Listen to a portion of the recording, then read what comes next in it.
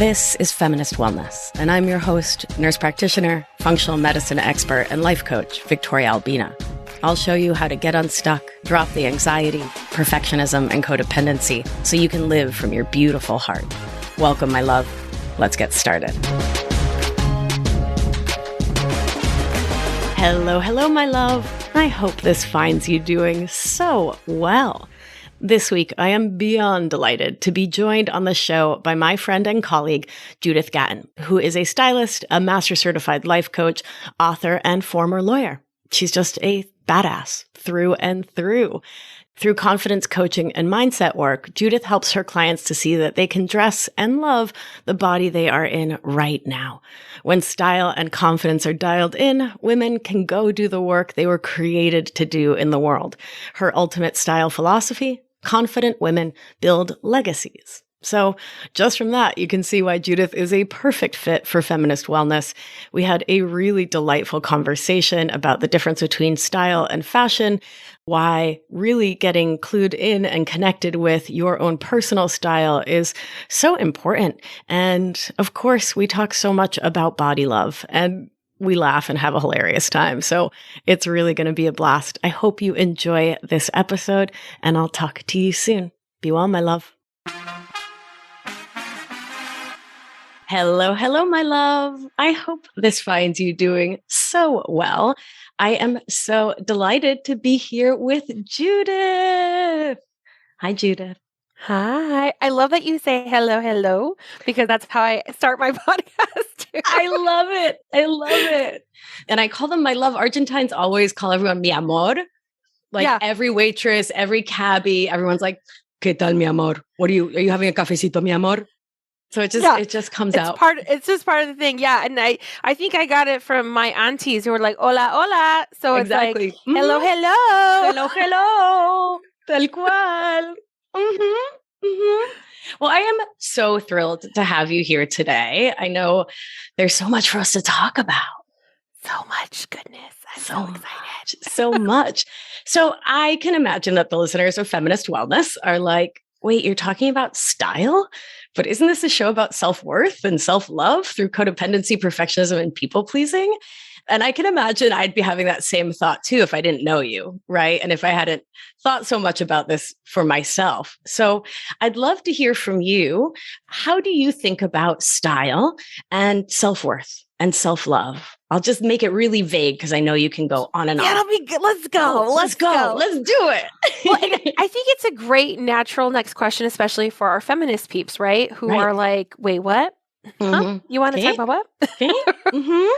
So I just want to say, like, hey, y'all, I understand. And this is actually a really common objection or concern I get, because my people that I coach are really like smart, feminist leaning, irreverent, amazing women. So they have the same concerns y'all have. So let's dive into first the definition of style I use, which might be different from, the understanding you got from your mamas and your aunties in the magazines.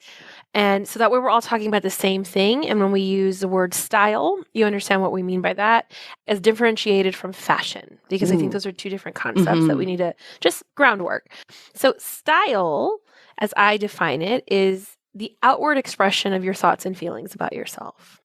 So you have a thought about yourself, you feel a particular way, and then you decide to dress a particular way as a result of how you're feeling and what you're thinking. And that means style can be way more inclusive.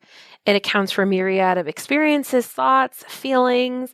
It accounts for the fact that it's independent of your shape, your weight, your size, your skin color, your hair texture, your age, fill in the blank, right? All the intersections of where you show up as a female. Like, none of that really matters. It's really your thoughts and feelings about yourself. So it becomes way more inclusive than what we call fashion. And fashion is really like the fads, the trends, what's happening on the runway. It's external sources that are saying, we now say this thing is fashionable, but I like to call it like the circus parade. So that's the circus parade that's going by. And we get to decide at what moment in time we want to participate in the parade. Do we want to try some fringe, some glitter, some sparkle, like feathers, whatever your pleasure, right? We can participate in the parade whenever we want, but we don't have to. Right. we can enjoy it as a spectator without it creating any urgency in us to do anything. And it's just a paradigm shift for a lot of people that use those words interchangeably and then think that it's some external calling to require you to do certain things to your body. And that doesn't have to be how we see style. Yeah. I love that differentiation. I also see fashion really as part of this sort of white settler colonialist objective of telling everyone how to look so that we're all the same. Right. And so we're really partaking in this capitalist framework, right? You have to buy the next thing and buy the next thing and buy the next thing. And the way you talk about style is so different. Yeah. And I mean, sometimes I get on my pedestal and my soapbox and my clients are like, oh, whoa, I just asked about bras. I'm like, okay, I'm sorry. Okay, I'll stop. But like, if we track like just the fashion history of certain things, it's fucking fascinating how like these weird trends evolve, usually around a war and usually around depressions. And then we all of a sudden require some really strange things of women's bodies as a result of something that just happened politically. And it's just, I think it's just, if we track it, and I won't give the whole spiel, but oh my God. And it's all bullshit. It's all bullshit that was imposed on us. Like at one point in history, we're allowed to wear brassieres. Like we go back to the medieval period, and there's proto-brassieres, and like women had so much more freedom. There was no corsetry, there was no boning, there was no steel cages.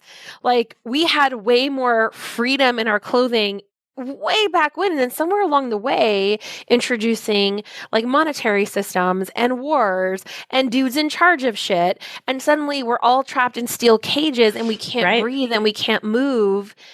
And like it somehow becomes a sign of wealth to have these weak, feeble women who can't do anything. Like move us into the industrial era, women who are free and not wearing corsetry are factory workers, right? Like who have more freedom of movement, but that's considered passé and out of mode. Whereas to be in the fashion of the time is to not to be able to breathe. How insane is this? It also makes perfect sense in the patriarchy, right? Like, don't make your own decisions about what you want to look like. And by the way, don't breathe. Right. Whereas like robust women who could breathe and bear children and who worked, because for most of human history, women worked, now becomes this thing where like, I like my women feeble. And what is that? Like, seriously, what is that? I have so many questions. I'm not swiping right on that, by the way. No, I like my women feeble. No. Like, I'm cool. I'm cool. I'm good. I'd rather be like stocky and fluffy as fuck if that means I get to wear like a regular bra. Like, just the insanity of it. I mean, and then we can track some of the similar thoughts towards, World War II coming out of it. And then the shape of breasts that we glorify during different decades and different eras, depending on what was fashionable at the time, is just another insane thing to track. But yeah, I mean, women and the expectations on our bodies, here's the beautiful thing is because we know it changes so much over time, we know that there's no actual hard and fast objective rules for any of it. Right. And if we could wrap our arms around just that idea, like it's changed so much and it's all such bullshit, okay, now there's some freedom in that. Right. It pairs so well. We both teach thought work, right? That you can think whatever you want to think about your relationship to life, to dating, to love, to brassieres, to your hemline, right? Like it really is it's about the choices you want to make, about the story, the narrative you're telling about your life in relationship to the world around you. Like you don't have to just wear what your mama or your tias told you was the right thing to wear. Then you don't have to date the same way. You don't have to communicate the same way. You don't have to do anything the same way if it's not what is authentic to you. Yeah, exactly. And I mean, one of the powerful things in one of the online communities that I host fairly frequently is I ask them, what is a fashion rule or style rule that was given to you by, someone important to you, your mom, your grandma, your auntie, and some of the stuff in there, you're like, no way someone said that to you. No, yes way. Like these are the things we pass down to our daughters, to our nieces, to the little humans in our lives. Like, and we do it almost inadvertently. Like it's kind of just like it's in the air. We say these things and we're not realizing the impact they have. Like you have to carry a purse or you're a prostitute. You're not allowed to wear blue eyeshadow or you're a hoe. You're not allowed to wear red lipstick because you're a hoe. Whoa. You have to have your purse and your shoes match so people think you're professional. You need to straighten your hair so people think you're professional. If you walk with too big a stride, you're manly and unfeminine. I mean, just the list goes on and on and on. And it's stuff we don't really think twice about because it came from an authority figure who we admire and we love. Right. But now, because you're here and welcome to the podcast, you get to rethink all of it. Like the quippy things that just sound like truth, you get to question all of it. Right. Right. And you get to start to tell your own story. Right. Yeah. And it's fascinating to look at how much sexism, misogyny, homophobia, transphobia, racism, anti-sex work, right? Like how much is folded into all of that. And we don't even know it, like you said, right? We don't stop to notice it because it's the water we're swimming in. Yeah. And I mean, that's one of the funny things about body image is, and where like things get really interesting in the way human brains work is like, we learn these things from our, people who we love and adore, who are trying to tell us things really to keep us safe in their own bizarro ways. Right. And then we internalize it. And then it feels like truth. So by the time we have a weird relationship to our body and we have negative body image, I often hear my clients say, but it feels so true. Right. Yeah. And like, that's the first part to dismantle, my friends, and like to kind of just pull at those threads. Like, I'm not a huge fan of asking all the time, like, is it true? Because if you have a super powered, amazing brain, you're going to try and logic your way to find truth in something that feels crappy. But really, is this helpful? Is this useful? Do I want to continue to think this? Yeah. Like, yeah. Does it serve me? Does it serve me? Does it serve me? That's my big question, because I was definitely raised with a sort of strict understanding of what the like appropriate clothing to wear was, right? And definitely the appropriate size, which is as small as humanly possible, which is just not, I was built to pull an ox plow, like I got thighs. I'm small, right? I'm like 5'3", but like I got some thighs on me, thank goodness, right? You're built for labor. Yeah. I mean, like insidia. But yeah, I was taught all those tricks to like make them look smaller and the way you cross your legs to, We have to work with your flaws. Yes. And it's like, baby girl, what if you got no flaws? Can we hear that one again?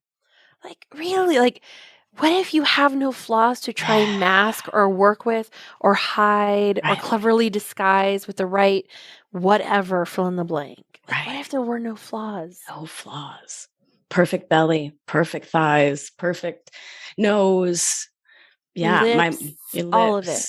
God, I remember my mom always talking about how her nose was too flat. Like that was some kind of problem. Yeah. Yeah. Like my mom tells stories about her trying to shape our noses when we were babies. Yeah. She's like, I would just pinch it every day. Oh.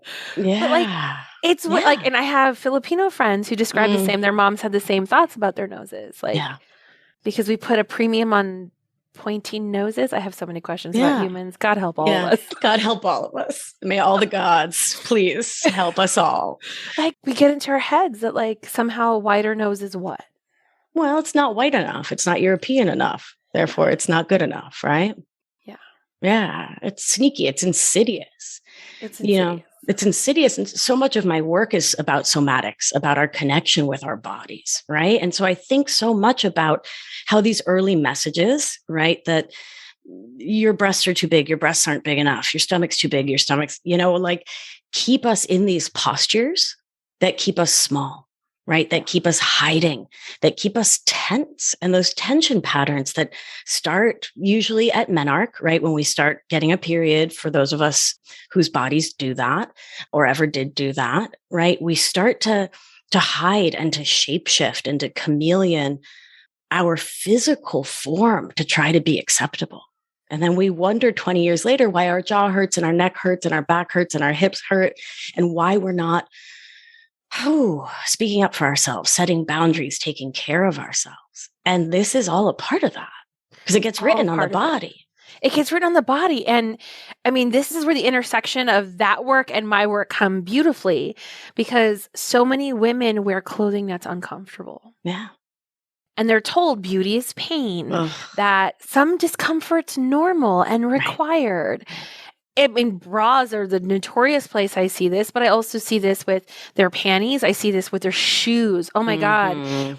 The discomfort women tolerate in shoes. And then they wonder why, like, they have that tension in their neck. And I call it turtling, where their like their head goes down, their shoulders go up, and they don't know why they're so tense. I'm like, baby, can we just uncurl? What if we just let you uncurl? Yeah. What if we got you in the right bra? Or you could have a braless experience if you want it, but one that cares for your breasts, if that's what you want. Right. You know, or if you want to be panty free, let's just make sure you have a great panty free hygienic experience if that's what you want. Right. Like, I mean, if we think about the model and our thought work and how this works, like if we have a physical sensation, it can start a cascade of thoughts, which creates an emotion, which shows up in your body and then your actions. So, you know, I taught a bra workshop recently and this woman typed in that her back was hurting her. And it had been hurting her for years. Yeah.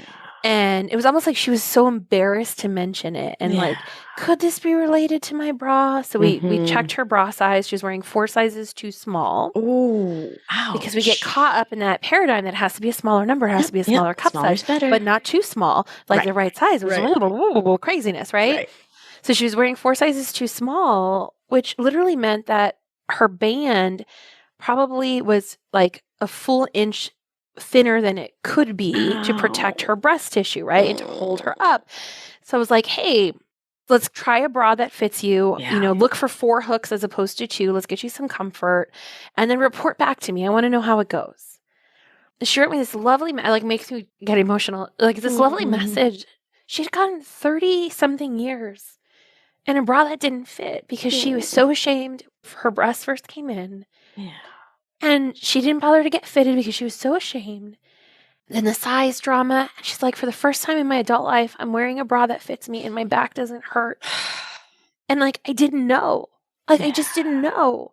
And that to me is like, it's not about the bra, y'all. It's about like, we had a woman who finally said, I'm in physical discomfort. I'm going to speak up for myself. I'm going to ask questions to get myself help. I'm going to be brave and courageous and go do this thing I really don't want to do. Like, I mean, anyone can relate to it. All of us have some story, like whether it's going to the doctor and getting our hoo-haws checked or getting a breast exam and like having pain or physical discomfort that we're unwilling to admit because of the shame surrounding it. Like, I just want to love on y'all right now. Like, if anyone is in pain or discomfort, take the bra off, take the pants off, like fling those panties across or whatever you gotta do. Like, get it off your body because you deserve to feel comfortable. Yeah, agreed. And this is where perfectionism as well is so insidious and so sneaky and people pleasing, right?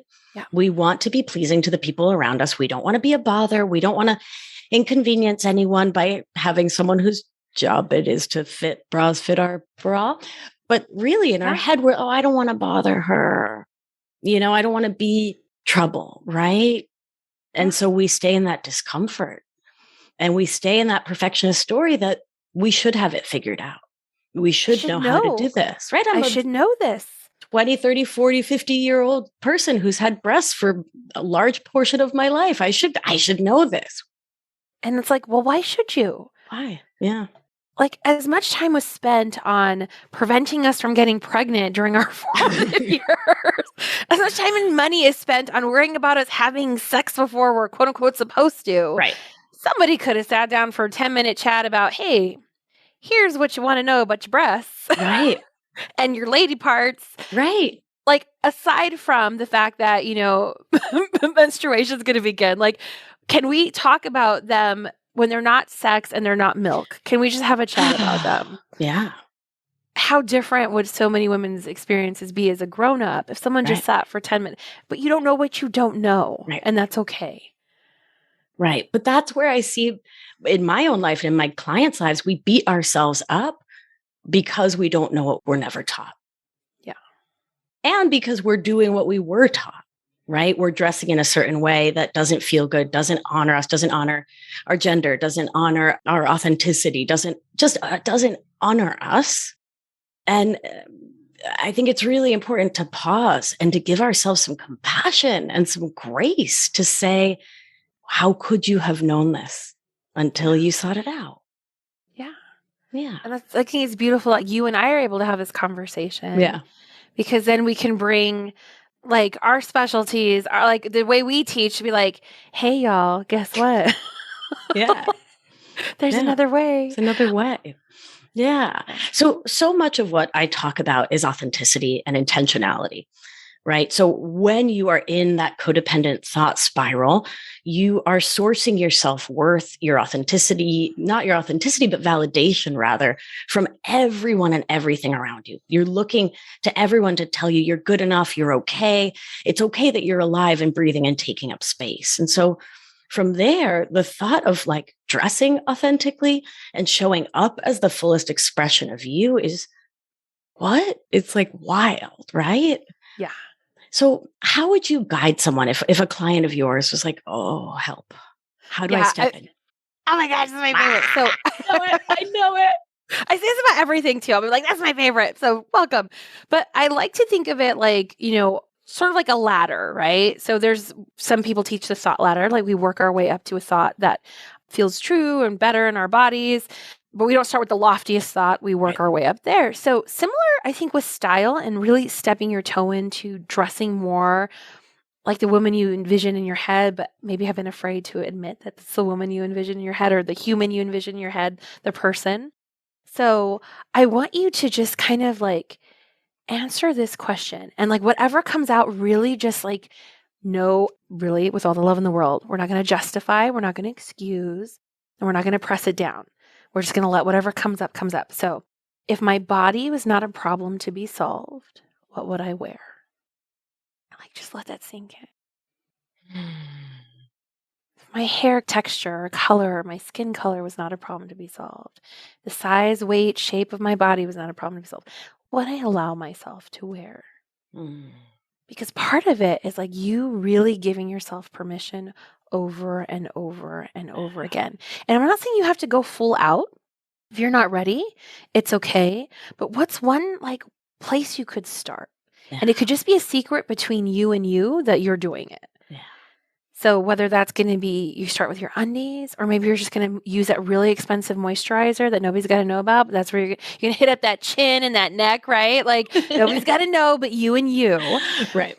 Maybe like if you're want to foray into makeup and you're like, well, what will people think? Right. Like however you identify and you want to make that foray, well, do what I tell everyone to do. Start with some lip gloss.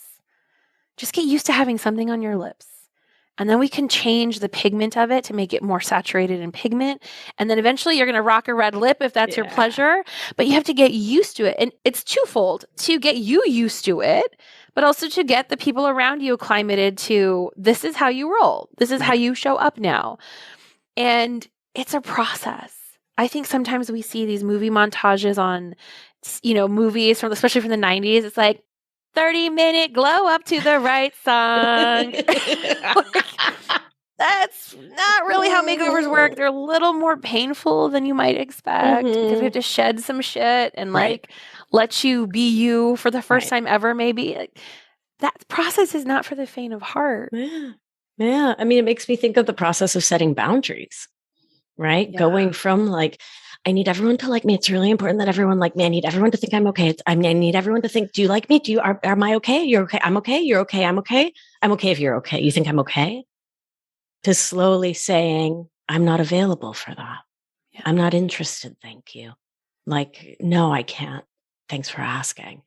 Right. And slowly stepping into having your own back. It sounds like a really similar process. Yeah. And the plight of the people pleaser is that we poll to see if we're okay. Right. But then we're resentful if we don't get the exact response in the right particular way that we want it. Mm-hmm. So part of it is managing both. Like, yeah, you're going to stop polling the room, but you also have to drop the expectation that people are going to respond to you in a particular way so that you can feel better. Right. And like, that's, whoo. Yeah. Mm-hmm. That hurts so good. Like that's where the transformation takes place. Right. So like, not only am I going to drop is this outfit okay? Do you like this? Right. is this okay? Did I do okay? Right. And also drop that the compliment doesn't come in the way that you want it to. Right. And having to be okay with both, like, it could feel funky. Or even, and this is the funny part too, is not even the people pleasers. I have a lot of those folks, but I have the folks who get compliments and then don't know what to do with them. Right. Receiving is hard. Receiving's hard. Receiving is hard until it's not, right? Until you've done the thought work and it's less and less hard. But yeah. What's your advice around how to receive a compliment? So part of it, we have to understand there's like a weird social contract around compliments. So I think it's just good to have that kind of understanding of it, especially if you're in a Western country. It's very strange, the social contracts with thank you, like compliments. It's actually impolite to just say thank you. We're required to do some sort of self-deprecation after our thank you. It's especially if you're a woman or socialized as a woman, there's this weird expectation on you that suddenly you have to be like, oh, this old thing, or this is how much I paid for it. Right. I got it on sale. I got it on sale. Or here's my fat. Like, you think I look skinny over here? We'll check my jiggly arm or whatever. Right. Really declining the invitation to self-deprecate. Yes. And noticing the itchy desire you have to do it. So uncomfortable. Like, you're going to be a little uncomfortable. Just be like, thank you. Yeah. And then person's going to look at you and kind of expect for the thing, and you're not going to do the thing, and you're just going to stare at each other. It's going to be great. Yep. Stop talking. Yep. I mean, that's a tall order, friends. I do realize that, but it's so powerful once you start to practice this. Like, thank you. Mm-hmm. And then the staring. The staring happens. Nothing's coming. Nothing. There's no, I shall not throw myself down the well so that you can feel more comfortable. Not available. Yeah. Not into it. I didn't sign up for that. Not here for it. Yeah, it doesn't do either one of us any good. 0%. Nothing comes of that. Yeah. Yeah. I'm dating someone right now who every time I give them a like the other day, I was like, you're just so amazing. And they're like, I know. And I was like, oh my God, that's so hot. Like,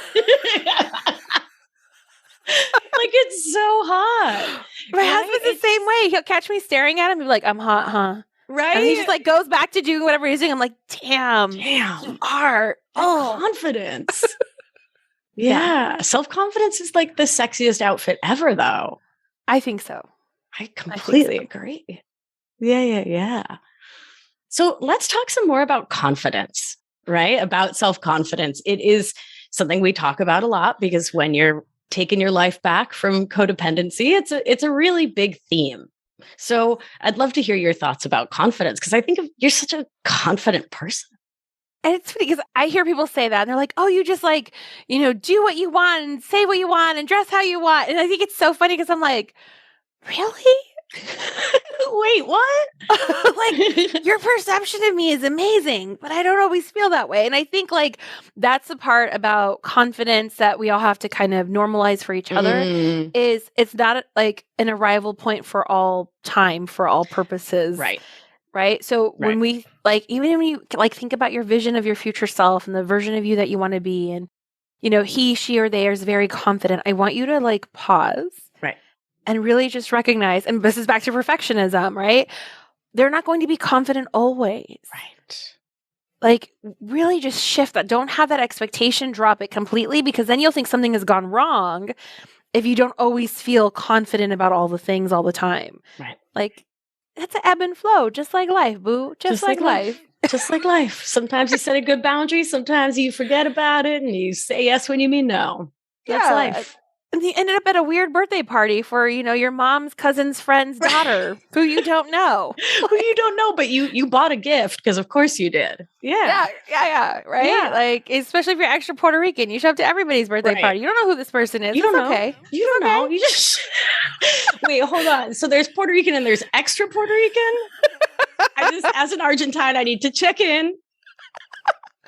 Well, like, I feel like it's normally like so if my sister has a party for her kid, anybody whose kid is age that age is invited to the party.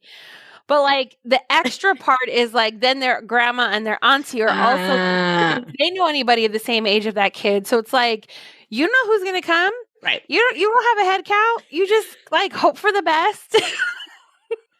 You get food for 900. Right. I'm like, mommy, I don't know them. Doesn't matter. You have to come. It's my friends, blah, blah, blah. Nino, somebody. Right. Okay, great. I wanted to know what the line was. That's what makes it extra Puerto Rican. Yeah, it's like the next level. Yeah. back to confidence. Ay, Dios santo. Ay, me mataste. That's so good. That's so good. It's so real, right? It's so real. It's so real. It's so real. Oh, so like, yeah. confidence is not, y'all, it's just not an arrival point. So please take that expectation off yourself. And like, the way I like to teach it is there's your belief in yourself. Mm-hmm. And then there's the action you take from that place of belief. It's kind of an equation. Yeah. So sometimes belief is high, but you're not doing a damn thing. And then sometimes you're taking all this action and you feel like booty, right? Like, we kind of want a balance of both. And you'll have to check in with yourself. Like, how's your belief in yourself? Are you just like productive procrastination, taking action, but feeling like crap? Right. Or does it feel more like it's in line and it's in balance? And like, no matter what happens, when I take this action, I've still got my back. That's a sweet spot that you want to be in. That is that sweet spot. Yeah. Just knowing he'll always take care of you, right? Yeah. And that for me ties back in with that authenticity, because when you know yourself, you can start to hear that voice within that says, here's what I want. Here's what I need. Here's how I'd like to try to get it, right? Here's what I want to do to move my life forward for me and my authenticity, and not just because it's my mommy or my tia or my abuela, it's what they want for me. Yeah. Right. Not that we're like throwing the whole matriarchy under the bus. No, right? I love my matriarchy. I wouldn't be me without them. No, but they're fucking hilarious. They say crazy stuff. Like, my family and adage is pontes chuching, which I don't know if you have a similar. Pontes chuching is like, get dressed up. But you have to like put on chuching is the literal translation. Chuching doesn't have an actual translation. I don't even know how to translate that. That's phenomenal. Yeah, pontes chuching. I'm like, okay, sure. But like, every time you leave the house, somebody will tell you that. Like, I love that. I think the sentiment's good. Right. We just have to sort of translate it for where I am now. Do I have to get dressed to the nines to go to Target? Maybe not. Maybe not. Maybe God, not. I remember when I was a girl, my mom would like, this is so Latino, like so pan-Latinx. The like Sunday best embroidered dress with like the embroidered smocking at the top and like a little ribbon in our hair to like go to see the pediatrician, to definitely to get on a plane or a train or anything like that. Like to go to the dentist. She's like putting bows in your hair, like the whole thing. The little shiny black patent leather shoes with the ruffle socks. Yeah, the white ruffle socks. I did love those socks. I destroyed them in about 12 seconds because I was like, oh, now I'm dressed up. It's the time to like chase the dog in the yard and be a little monster. But, back to authentic self. Back to authentic self, right? Like, and my version of that was like to sit perfectly still because I was like, in my head, I couldn't get dirty. I wasn't allowed to get dirty. Like, right? So every little kid's going to have some version of this. Like, the beautiful thing is like, you're now a grown up. Right. You could keep the ruffle socks if you want to. If you want to. Or not. Like, you could wear, your Sunday best, whatever version of that. Like right now, that could be jeans and your cleanest t-shirt. Your cleanest. Más o menos. Yeah. Más o menos. we make allowances, right? You are now. Yeah. But like, it factors in your whole human experience. Yeah. Like, perfectionism not required. Right. What would you like to wear today if you weren't trying to problem solve some part of your body? Like, and what color could it be? And what texture do you want it to be? Yeah. And we can go play. What if this became dress up again like you never experienced when you were little? Ooh. Yeah. That, of course, my mind goes to inner child work because it's so much of my work. Like, what if you just let yourself wear all the bright colors, right? Like, I'm wearing a silk shirt with pink leopards on it. Tigers, leopards, right? As one does. As one should. Let's be real. Yes. Yeah. Yes.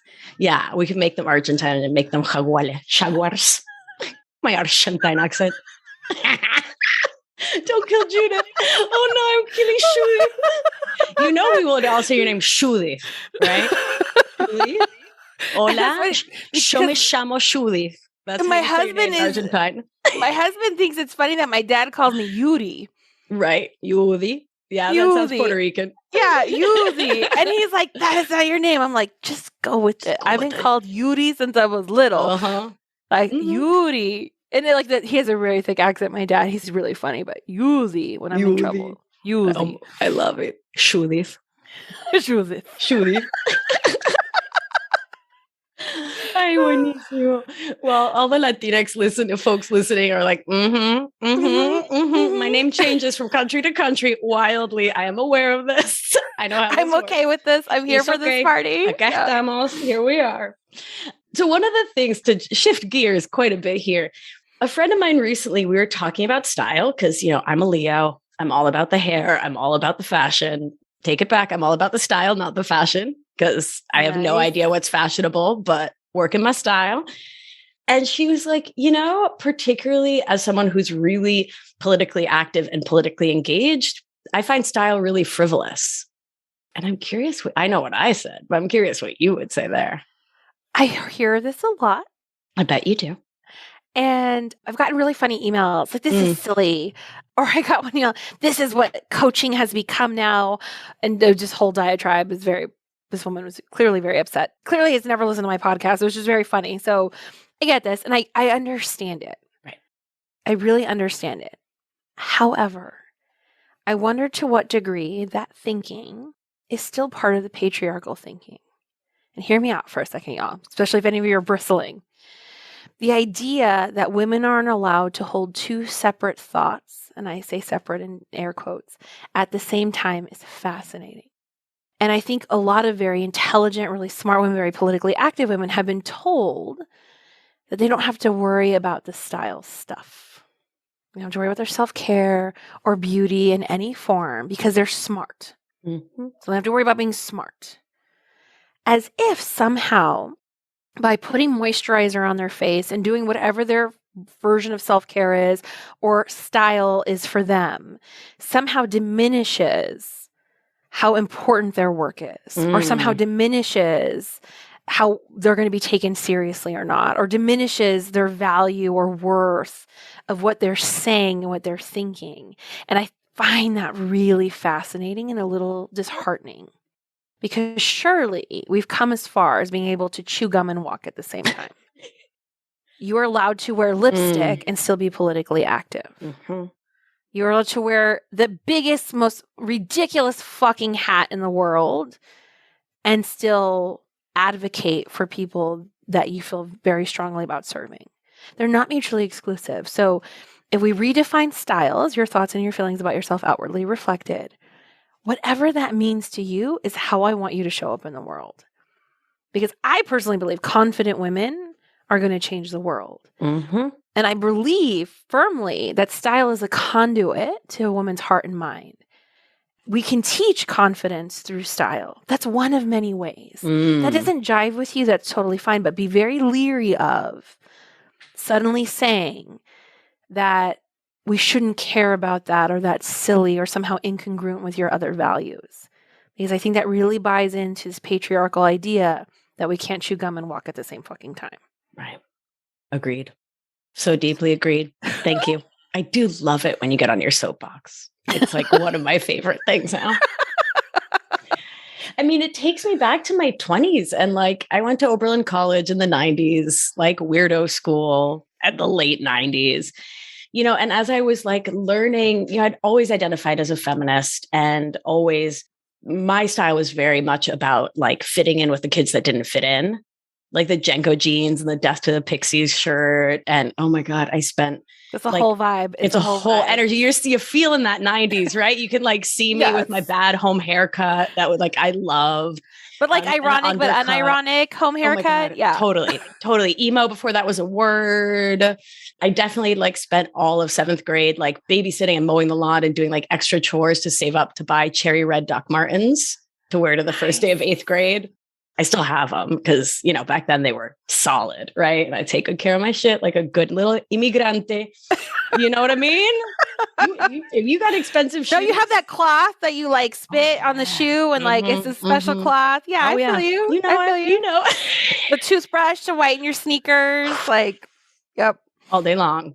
So I took that and went to Oberlin and started learning, taking what was then called women's studies classes, now gender studies, and started to understand my queerness and what it meant to be a queer Latina and what it meant to explore masculinity and femininity, and spent some time really rebelling against femininity and really seeing it as problematic to dress in a feminine way because it didn't feel feminist. And then I went home. Then I went home and spent part of my junior year back home in Buenos Aires, lived with my abuelita, like lived with my tias, and really started to have this reclamation of my Latinidad and to like really step into a different cultural understanding of femininity through style. Right. And then through that, I started learning about queer femmes and an entire reclamation of femininity as powerful, right? As a marker of power. And I just watching your face light up, and I'd love to hear what's sparking for you. Because, I mean, I think it's like delicious. It's like a whole delicious intersection of all of you. And then at some point you were like, I'm going to pull from this influence. I'm going to pull from, and then I'm just going to make it my own. I'm going to be me. And like, that's what we're calling all of you into. So like your reclamation of whatever part that you want to reclaim, like, welcome, friend, like whatever that is for you. So for some of you, it's going to be reclaiming the idea that you can be feminine, whatever that means to you, and fucking powerful. And we can be both. We can be all. It's a yes and. And the juxtaposition between the two things that seem disparate, that's the delicious part. So like to say like that's antithetical to this, like no, let's put them together. That messy middle where that feels discordant and kind of like messy, that's the sexy part, y'all. Like that's where we want to be. And for each of you, it's going to be some different version of this. And I'm just so excited for whoever's listening and is ready to do that journey, because it can get really cool really fast. Yeah, it really can. Yeah, I definitely came back from Buenos Aires with like blonde streaks in my hair and like wearing ponchos to class. I was working it all out. Yeah. It's a mood and a vibe and the whole thing. Like I remember probably about my 5th year into legal practice. I mean, I was a litigator. I was in court all the time. And at some point I was just like, I'm going to show up as myself to court. And I was going to have to sort of handle whatever that is. And I love 1940s, 1950s fashion. I love bullet bras and having my tits up and like pointy and conical. Like I'm here for this. Maybe not everyone was here for this, but I was here for this. So I started with like bright red lip. And then I started with the vintage hair. And then I started with the like vintage car coats. And then like slowly before everyone knew it, like a year had gone by and I was just like a pinup in the courtroom. It didn't make me any less credible. I thought for sure that it would somehow make me or diminish me in the eyes of my colleagues who were, you know, men in their 70s and 80s. I got quite the opposite reaction. The more I showed up as me, the more formidable I became. And I didn't expect that. I expected what most, you know, staunch feminists, especially I think white feminists think, that somehow if I give in to these feminine ideals, I have failed my feminist sisters. And no, y'all. What if it was a thing that made you more formidable? And that's how you find your fierce. Like really embracing those things where you're like, am I allowed? Can I? Whatever that is. It was beautiful to see my own transformation and the funny reaction sometimes from my older counterparts, like the fashionable Miss Hoover has arrived. That's my married name. You know, like she has arrived. I'm like, yes, fellas, I have arrived. What are we doing today? Like I still cursed like a sailor. I was still a badass. And like, none of that had changed. But how like the patriarchy to think that if you dress me up a particular way that somehow my behavior would change. And what a beautiful rebellion to say, I'm going to dress however I want and still show up completely in my badassery. Yeah. I love that. I love that. I feel like that is the most perfect place for us to close this out, because that's just so beautiful. Showing up as you is showing up in all your badassery. Oh, someone get that on a t-shirt. Yeah. I love it. I love it. Judith, everyone's going to want to follow you now. How can they do that? Where can they find you? Yeah. So you can listen to my podcast, the Style Masterclass podcast. There's a big picture of my smiling face with like a bright purple coat on in the picture, so you can't miss it. But come hang out with me there. Come listen. And that's probably the perfect entry into my little weird world. Beautiful. And if they want to follow you on social? Yeah, it'll be just Judith Gaton, not pronounced with a Che or a Y. JUDITHGATON. Perfect. Beautiful. Thank you so much for being here with us today. So good. Oh my God, it was so fun. Let's do it again. Yeah. Okay, great. I can't even wait. Thank you. Let's do it. Thank you. Thank you so much for listening in. Such an amazing conversation. Judith is a powerhouse, and so are you. And if you are interested in working together with me to build the kind of confidence and self-love that Judith and I talked about on the show, here's your chance. The Anchored group starting in May of this year is well over halfway full. So if you have been wanting to work with me to get coached one-on-one in this beautiful community, to be a part of a collective of humans who are really doing the work to make their lives and thus the world a better place for us all, now's your chance. Head on over to victoriaalbina.com/anchored to learn more about the program and to apply now. Why wait one more day to live the life you want to live? All right, my beauties, let's do what we do. Gentle hand on your heart should you feel so moved.